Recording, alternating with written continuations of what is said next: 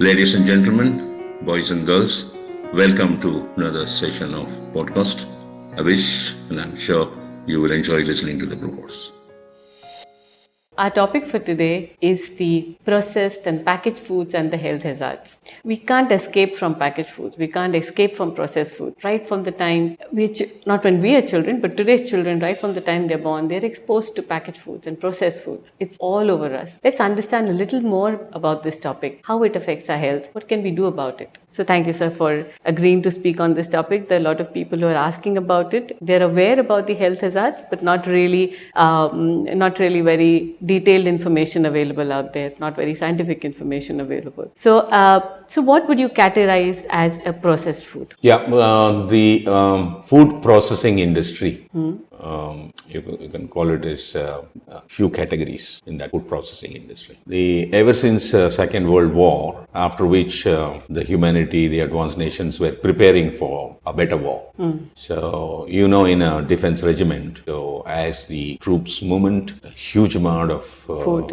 Defense personals, the one who fight on the floor, on the war field. So constantly food has to be supplied. So they are ready to cook food to eat. So this is how this industry started widening up as the Second World War came to an end by 1945. By 1970, I understand when I was around 12 years old, so it was too huge. So first it all started with meat processing, the beef and the pork, various animal products. And then it all started with cooked food, which has to be packed to be given a shelf life. Right. Because by the time it's cooked in one end, it is transported to a far distances and supplied, and it should not go stale. So that's where your preservatives came into picture. So in a food preservative, there are two things, classified 1 and classified 2. Classified 1 is the natural preservative. Right. Classified 2 is chemical preservatives. Classified 1 is sugar and salt, nothing else. Right. 70% above sugar becomes a preservative. Your rasgullas, your jamuns, your lychees dipped in sugar solution, Right. Sliced pineapples canned sugar syrup, and floating in sugar solutions. They are restricted because 70% beyond sugar, everything becomes sweetish. So 30% beyond salt becomes a preservative. Your pickles, Right. your salted fish. Because 30% beyond salt is very difficult to eat. So these things you can eat. Even in places like India, they take goat meat, big pieces soaked in salt and dried for 40-45 days in the sun, which is preserved because they don't want the pathogens to grow, the microorganisms to grow. That's very seldom done. So basically pickles and salted seafoods, which can be dried and kept for a longer period of time. When it comes to the chemical preservative, today we have close to 80 plus chemicals are there. You have sodium benzoate, you have potassium sorbate, you have calcium permanganate, it keeps going. Most of the sweet industry, which they make sweets with milk, has a short life of 2 days. So they all use sodium benzoate. Then also it will not last for 4-5 days. Fungus will start coming. So they make only very little. They know their sales. They make a very little and finish it off. Or they make every day little fresh. If it doesn't get sold, it's gone. Then the consumerism and commercialism. As we were children, we never used to have any packed food. So the packaging came very important. This is where the brilliant human intelligence worked, who came out with lot of innovations in packaging industry. The double layer, triple layer plastic pouches. Right. It is called reverse printed BOPP laminated with metallic polyester. As you tear the packet, you can see the silver lining inside. Right. That's called metallic polyester. It's bioxolic oriented polypropylene was printed and posted. They are copolymer bags, sometimes even 3 layers. Then came those 7-layer boxes with which you drink a lot of fresh juice and all that Juice, stuff. milk. Milk, yeah. You can imagine a milk which can stay for 90 days. More than 90 days, sir. Yeah. After you open it, 90 days. No, after you open it, you have to finish it off fast. Right. As long as you keep it. Okay. This 7-layer package stopped the sunlight getting in. Right. So that also will have an aluminium coating inside the last inner layer. If you cut open those juice boxes and see, there are a lot of semi-cooked foods are there, which you can cut open them, put it in a microwave, heat it, and eat it. It's already cooked. Pre-cooked, yeah. Yeah. So you can divide this into few categories like processed meat, which are rolled and frozen. is also a part of food processing industry. So we are not having, most of the advanced nations do not have access to fresh meat. The next one is semi-cooked food, which has to be cooked and eaten again. It's already semi-cooked. Pre-cooked. Pre-cooked, yeah. Pre-cooked to a small extent. Certain extent, yeah. So I'm using a word called semi-cooked. So you then you have fully cooked food, which are packed ready to eat, Right. which you can just buy, cut open, eat it. For example, biscuits, all kinds of savories, all kinds of chips, all these things, all kinds of so many other sweet meat items, which are just ready to eat. So these are the categories. Today we have 250 million and above those 7-layer box food items are available today. My God. That's huge. That's huge, Very yes. huge. It is all started taking speed from early 70s onwards. I would rather give the last 50 years. Maybe really after 2000, it has grown very huge in the last 20 years. Okay. Yeah. So there's processed food and there's packaged food. Processed food could be naturally processed, as you say, with salt, pickles or homemade pickles or fish, etc. That's processed as well. But there's processed and packaged. And what's the difference between both of them? You're asking about the pickle? Not specifically, but processing doesn't always have to do with Processing being is your noodles. It's already been made. How do you make a noodle? You take maida, you put egg in it, and then you bake a batter. Then it comes in these thin strips, and then it is dried and packed. Right. Now, what we are doing here is we add everything. We make it, and then we some kind of a cooking take place, and it is coiled and put in a pack, dried and put in a pack, where it has its own shelf life. To increase the shelf life, what we do, we add certain things. One of it is monosodium glucamide, your Ajinomoto and things Yes, like so that. the other preservatives as well that are used. Yeah. So that you have to come in, and it has its own taste. It's not like a normal noodle. Just 2 minutes, you just soak it in water and eat it. Right. You can add your vegetables or whatever it is. Today we have even gone up to an extent of dehydrated vegetables. Yes. Take the vegetable, run it through a machine, completely eliminate the moisture, Dry it out, yeah. bring it out and pack it. And then you soak it, buy it, take it home, soak it. That concept is not picked up in India. Soak it for 5 minutes in the water, it comes back. Drinking that water, it comes back to eatable condition, and then cook it and eat it. Right. That is also a food processing industry only. Yeah, and that's The most irony was the meat. They were thinking all these years, I don't know whether you would have seen, you must have seen this, is all there in the YouTube now. Huge machineries, the cattles come, and then they get cut, they get killed, they get cut, they get skinned, they get processed. No human touch is there. That's what they show. No human hand is touching any of it from the start to the finish. Okay, ours, we have a lot of microorganisms which can contaminate. Always you must have seen your elders telling, use a spoon, don't put your hand. don't put your hand there. What? Because the second highest microorganisms in the body is in your dermis, in your skin. So as you touch, these microorganisms spread there. It starts developing and spoiling things. So that's the industry shows that no human touch. And then, they take the different part of the meat for different purposes and then pack them differently and all that stuff, and then go to the cold storage, whatever. They were thinking all these years, it is frozen in so many minus of degrees, so no pathogens grow, no microorganisms grow. It's safe to eat. But now in the last 4-5 years, they found even in whatever cold conditions you preserve them, the pathogens grow still. So now meat processing industry, which also comes under food processing industry.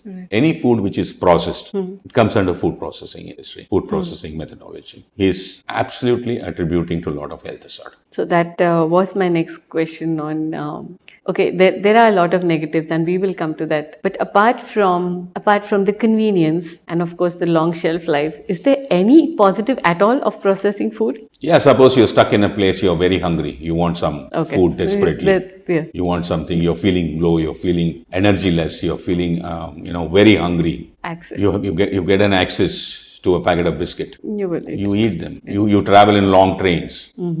So that you're not going to get much things in certain routes and all that stuff. So you buy some packed food which are ready to eat for your survival. So, people who are guarding our country in Siachen Glacier, they cannot cook and eat their food. We have fantastic pack where the cooked food can remain hot. That gets served to them by choppers to that altitude of nearly 22,000 kilometers, feet high from the sea level. So it has its own advantages, no doubt whatsoever. I get access to food in difficult terrains, in difficult conditions, while traveling and whatnot. Okay. You travel for 14 hours, 16 hours today. The maximum travel even goes up to 21 hours today from London to Sydney and all that stuff with the aircraft. So most of the food is pre-cooked already. They just heat and give it to you. Yeah. It's very important. That's where we get helped. That is the advantage that we have, no doubt. So now let's look at the disadvantages of packaged and processed foods both. Disadvantages is something which, when it comes to the question of principle of a human-friendly food, which do not harm us, is what we discussed in the art of cooking. So it's always good to, whenever you have access, fresh cooked food eaten within a short span of time when they are hot. Right. But there was one documentary which is there in YouTube, which I have seen some time back. So there was a valley which is surrounded by huge tall mountains. Did not have the road access. This is somewhere in Switzerland. Okay. So there was a community living inside. So they never had a contact outside till 1930. With the outside year world. 1930. So they were self-sufficient inside.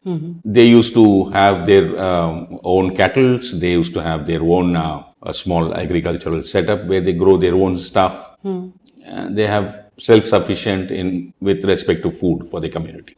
So even though the country, Switzerland knows that such a handicap situation is there for this community, so in 1930, in 1928-29, they started forming a route, a road route to reach this place, so that this community also can travel out and others also can go in. And so they made the road track. They finished it in 1930. So they had the contact with the outside world. Right. The first thing happened moment the road track was established was processed food came, Processed food, including your toothbrush, toothpaste, which they are not known access to all those things. Processed food is mainly the processed food started coming. The first health hazard within 5 years they faced was the dental decay.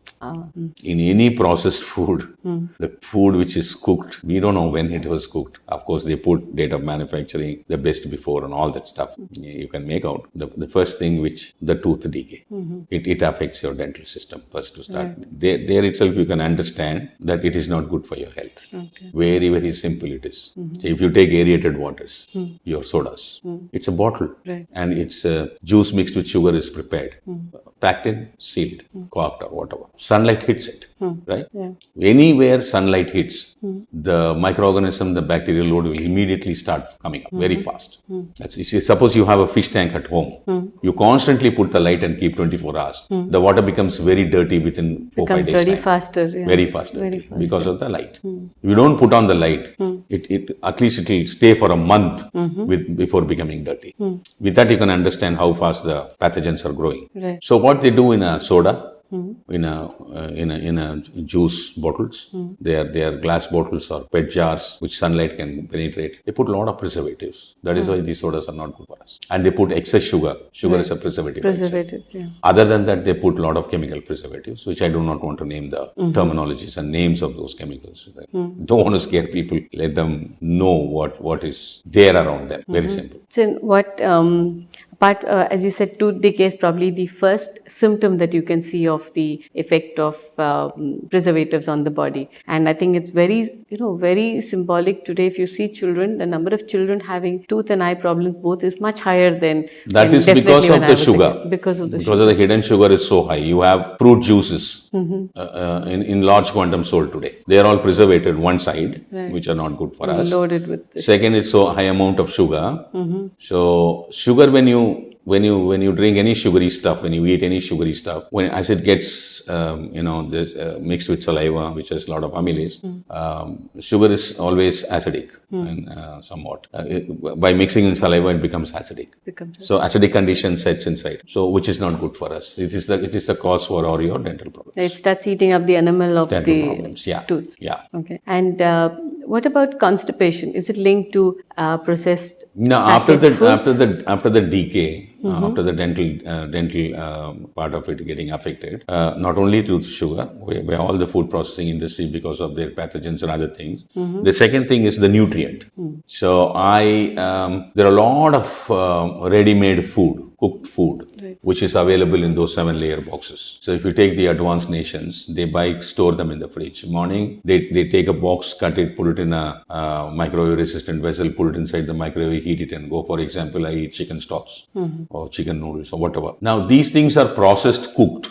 They are all, free of human touch. That's what they call. You can see them how they are doing it in the. There are beautiful, films are there in the YouTube videos are there. It all comes. Finally, it is heated beyond 180 degrees centigrade before getting filled inside those boxes and sealed. This is to mainly avoid pathogens. Right. So, in such amount of heat, it's cooked for 3 minutes. They maintain that 180 to 200 degrees centigrade for 3 minutes, 180 seconds, and then filled in. So, since already it's been cooked and cooled, and the process, whatever they do, and the preservatives they use, it loses all its nutrient.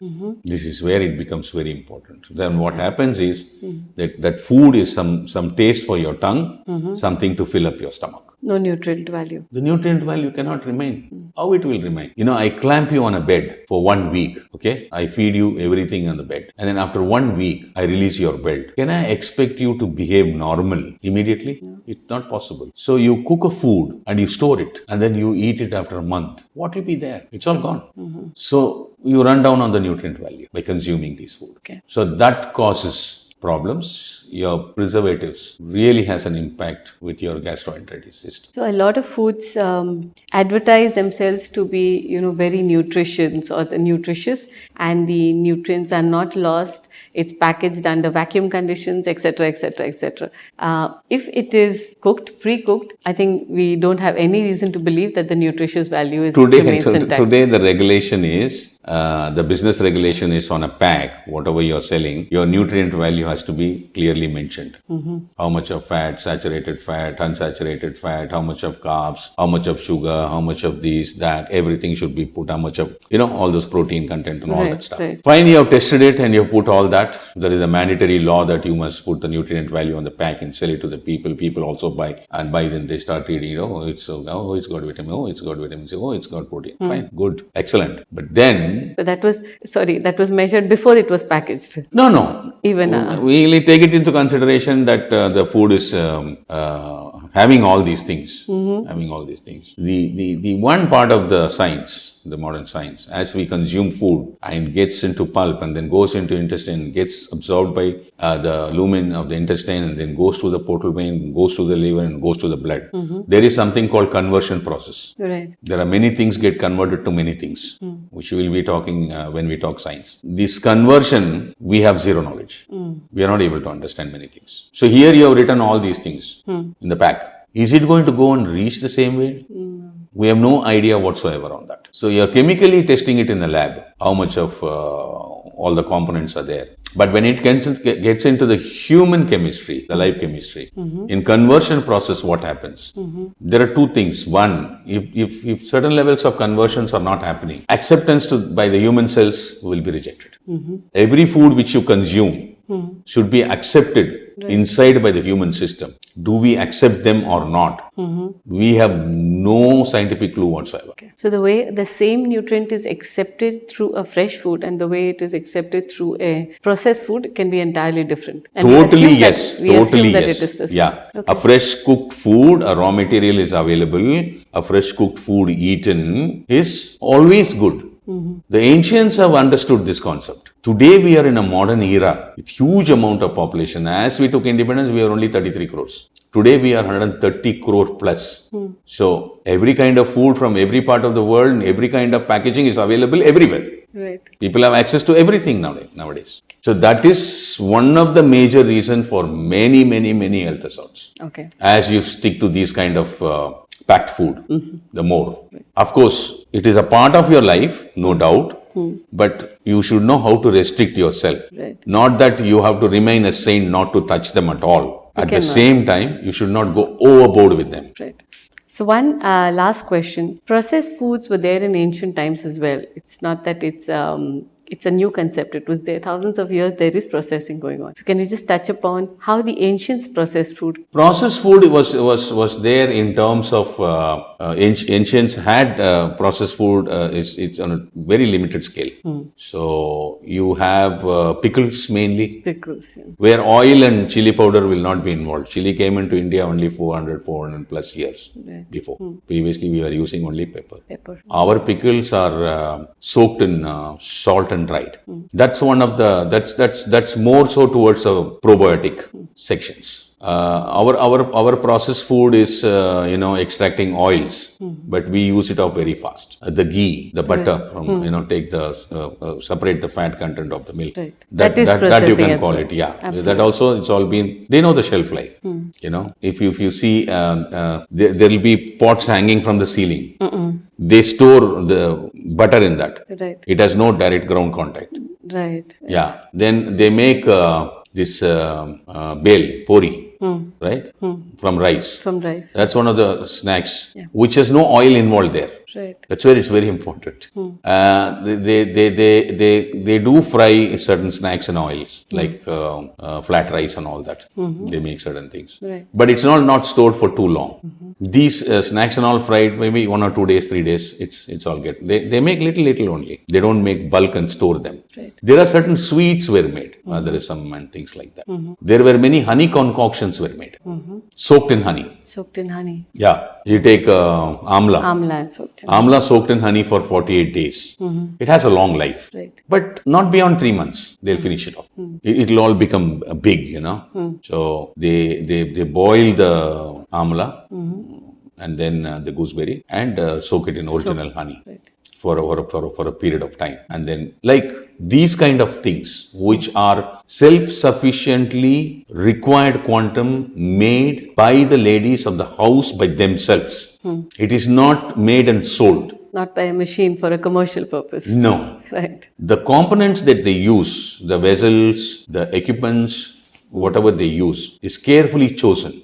It's all carefully chosen. It is not like that they use a lot of metals and all that stuff. So there is this kind of small things only. Mainly their food is cooked every day and eaten, not cooked, kept for weeks together and things like that. Definitely their ural is that pickle. It's only a process by itself without oil and chili powder. Okay. No oil come into play there. No oil come into play. No. Very unlike today's pickles, which we assume oil is needed and they are floating in oil. I can take you and show you some of the pickles made. It is there is one pickle they still make. We still use it. I've been seeing it in the last 55 years. Every year they make it. It's called that kichilikai. It's a citrus fruit. It'll be size of a sweet lime.